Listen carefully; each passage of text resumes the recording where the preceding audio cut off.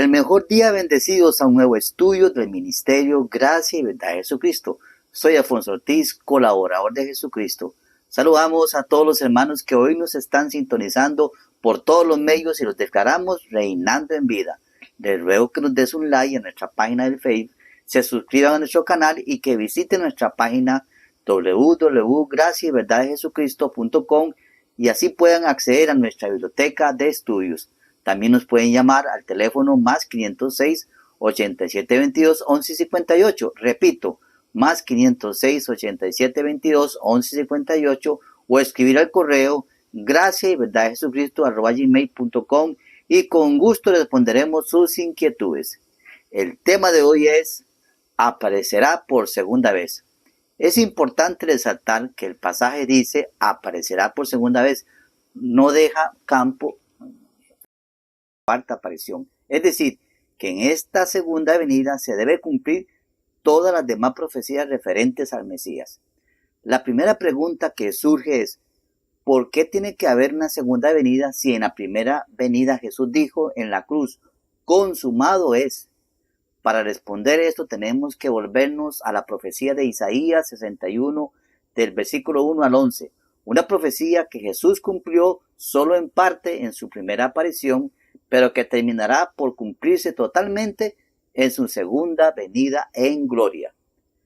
Aquí el profeta Isaías predice varias cosas interesantes que Jesús cumpliría no solo en su primera venida como hombre mortal, sino también en su segunda venida en gloria como hombre inmortal. Así pues, hay una primera parte ya cumplida y una segunda parte que está aún pendiente por cumplirse. Es muy fácil descubrir qué parte de esa profecía ya se cumplió Jesús en su primera venida y qué parte aún no se ha cumplido. Y para saberlo solo basta con leer en qué parte Jesús se detuvo en la lectura de esta profecía en la sinagoga y que Jesús subrayó que vino a cumplir. Dice la Biblia así: vino Jesús a Nazaret donde se había criado, en el día de reposo entró en la sinagoga conforme a su costumbre y se levantó a leer.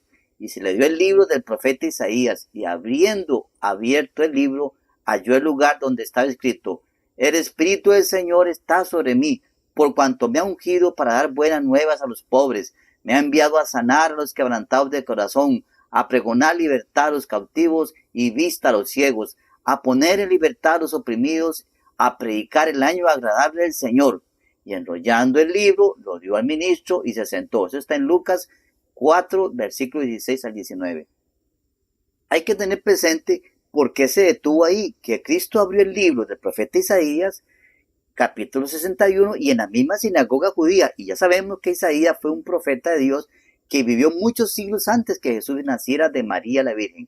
Ahora bien, el capítulo 61 del profeta Isaías habla de la venida del Mesías o del Cristo, y por tanto era crucial para Jesucristo leerlo, pues hacía clara referencia de él mismo y de su misión en la tierra. Ahora bien, nótese que el capítulo 61 de Isaías tiene 11 versículos, y no obstante Jesús, al leer este capítulo, solo leyó uno y la mitad del 2.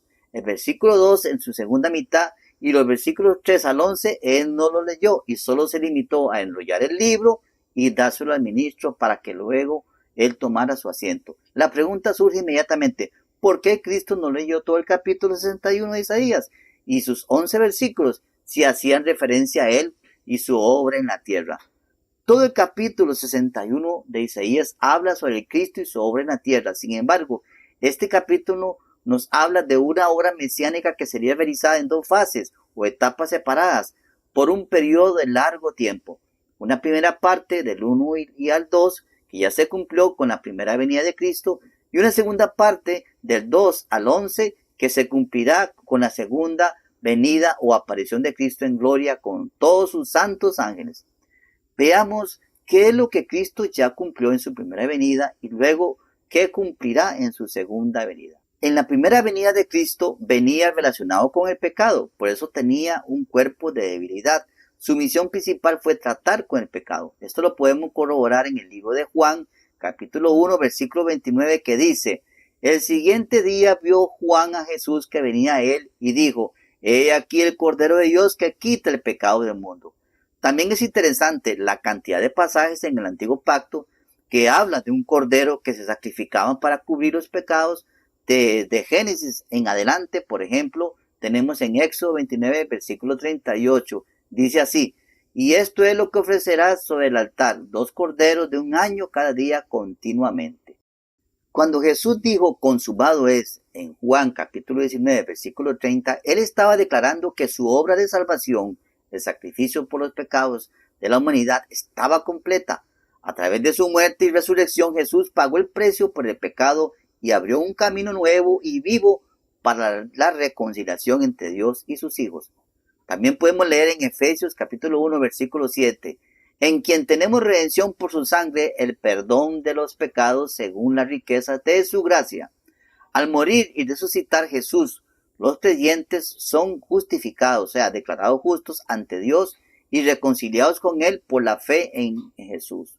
La culpa del pecado ha sido quitada y Dios no toma ya en cuenta los pecados de los creyentes. Esta justificación es completa y suficiente. Por eso Pablo afirma en Romanos capítulo 5, versículo 1, justificados pues por la fe tenemos paz para con Dios por medio de nuestro Señor Jesucristo. Y también lo vuelve a repetir en segunda carta a los Corintios capítulo 5 del versículo 18 al 19. Y todo esto proviene de Dios, quien nos reconcilió consigo mismo por Cristo y nos dio el ministerio de la reconciliación, que Dios estaba en Cristo reconciliando consigo al mundo, no tomándoles en cuenta a los hombres sus pecados, y nos encargó a nosotros la palabra de la reconciliación.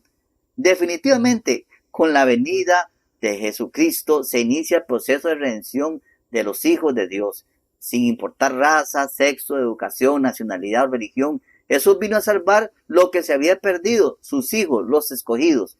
Jesús exigía la renunciación de los hombres a las cosas temporales para seguirlo a Él y a su causa redentora.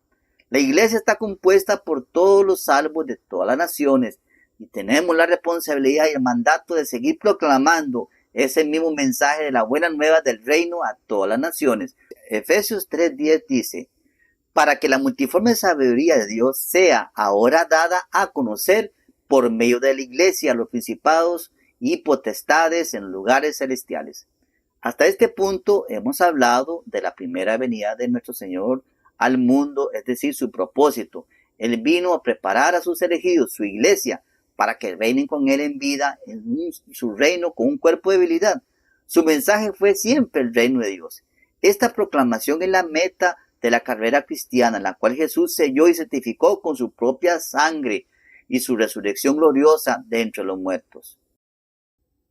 Hasta el momento hemos hablado de la primera venida de Jesucristo y cómo Él cumplió todos los propósitos. Ahora vamos a hablar de la segunda parte de la profecía de Isaías 61, del 2 al 11, donde nos habla de la segunda venida de Cristo, o sea, de la segunda aparición. Esta aparición va a ser en persona con un cuerpo de gloria y todos sus ángeles. Es importante resaltar que esa venida es visible, aunque ya Cristo vino y vive dentro de nosotros desde que empezó la iglesia hace 2000 años, su aparición es con su cuerpo de gloria. Esto lo podemos respaldar con Hechos capítulo 1 versículos del 10 al 11. Y estando ellos con los ojos puestos en el cielo, entre tanto que él se iba, he aquí se pusieron junto a ellos 2 varones con vestiduras blancas, los cuales también les dijeron: varones Galileos, ¿por qué estáis mirando al cielo? Este mismo Jesús que ha sido tomado de vosotros arriba en el cielo, así vendrá como le habéis visto ir al cielo. Los versículos del 2 al 11 nos dan detalles interesantes y su propósito de lo que ocurrirá cuando el Señor Jesucristo vuelva nuevamente a la tierra y reine sobre todas las naciones. Primeramente, viene a salvar a Israel, que lo había rechazado en su primera venida. El mismo Pablo profetizó en Romanos capítulo 11, versículo 26. Y luego todo Israel será salvo, como está escrito: vendrá de Sión el libertador que apartará de Jacob la impiedad, y todo esto hará Jesucristo con Israel. Quiere decir que cuando Jesucristo regrese por segunda vez, uno de sus propósitos es tratar con el pueblo de Israel. Su llegada traerá lo siguiente: el día de la venganza de Dios. Va a consolar a los enlutados, va a traer gloria y gozo a los afligidos de Sión. Se reedificarán las ruinas antiguas, se restaurarán las ciudades arruinadas, extranjeros apacentarán los rebaños, Los judíos comerán de las riquezas de las naciones. Dios hará pacto perfecto con su pueblo, y los pueblos reconocerán que Israel es escogido. Israel será prominente sobre todas las demás naciones. Otro aspecto importante es que Jesús vendrá para vengar la incredulidad de los hombres impíos, o sea, los hijos de tinieblas que siempre se han opuesto a los hijos de la luz, a la verdad. Es decir, vendrá a castigar a aquellos que no quisieron saber nada de Él, de su plan eterno del Padre. En el libro de Malaquías, capítulo 4, versículo del 1 al 2, dice: Porque aquí viene el día ardiente como un horno, y todos los soberbios y todos los que hacen maldad serán estopa. Aquel día que vendrá los abrazará, ha dicho el Señor de los ejércitos, y no les dejará ni raíz ni rama. Mas a vosotros, los que teméis mi nombre, nacerá el sol de justicia, y en sus alas traerá salvación, y saldréis y saltaréis como becerros de la manada. Dice Pablo que Cristo vino a hacer de ambos pueblos uno solo, es decir, de los gentiles y los judíos. Eso está en Efesios capítulo 2, versículo 14. Porque Él es nuestra paz, que de ambos pueblos hizo uno, derribando la pared intermedia de separación. Aunque en la actualidad Israel sigue teniendo problemas con sus vecinos y vive en constante conflicto, Dios prometió tanto a Abraham, a Isaac, a Jacob y David que ellos tendrían un reino eterno, solo que ahora fue traspasado a los gentiles por un tiempo, pero al final serán un solo pueblo, siendo Cristo el Rey de Reyes. Cuando Pablo dice que todo Israel será salvo, es importante aclarar que se refiere al Israel espiritual, los que son de la fe de Abraham. Como dice Romanos capítulo 2, versículo 28, pues no es judío el que lo es exteriormente, ni es la circuncisión la que se hace exteriormente en la carne, sino que es judío el que lo es en lo interior, y la circuncisión es la del corazón, en espíritu, no en la letra, la alabanza del cual no viene de los hombres, sino de Dios. Por fin, los judíos no serán más amenazados por sus enemigos y vecinos, y los enlutados, aquellos que perdieron a sus hijos en batalla por el terrorismo y por el holocausto, serán consolados. Entonces, la segunda venida de Cristo, esa aparición, también tiene un propósito con todos los creyentes, los redimidos de todas las naciones, con su iglesia. Jesús no vendrá para tratar nuevamente con el pecado, ya que esa obra fue completada en su primera venida. La frase sin relación con el pecado significa que su segunda venida no tiene como propósito abordar el pecado de nuevo, porque ese aspecto de su misión ya ha sido cumplida. En cambio, la segunda venida de Cristo estará enfocada en la salvación y la redención final de aquellos que le esperan. Esto se refiere a la culminación de la salvación, cuando Cristo vendrá a rescatar y glorificar a su pueblo, completando así la obra de salvación que comenzó en su primera venida. Aunque los creyentes ya hemos sido salvados y justificados en espíritu, todavía vivimos en cuerpos mortales sujetos a debilidades y un cuerpo viciado al sufrimiento y a la muerte. La redención completa incluye la transformación y la resurrección de nuestros cuerpos. Eso lo dice Romanos 8:23. Y no solo ella, sino que también nosotros mismos, que tenemos las primicias del Espíritu, nosotros también gemimos dentro de nosotros mismos, esperando la adopción, la redención de nuestro cuerpo. En el presente, los creyentes todavía luchan con la carne, o luchamos con la carne, y los hijos de tinieblas que están alrededor, que influyen y persiguen a los hijos de la luz. La redención completa implica entonces la eliminación total de los hombres de pecado, y de las tinieblas y del mal en el mundo. Los creyentes aún tenemos una naturaleza de debilidad, un cuerpo de pecado que se opone al hombre interior creado según Cristo, y vivimos en un mundo rodeado de tinieblas. Romanos 7, versículos 22 y 23 dice: porque según el hombre interior me deleito en la ley de Dios, pero veo otra ley en mis miembros que se rebela contra la ley de mi mente y que me lleva cautivo a la ley del pecado que está en mis miembros.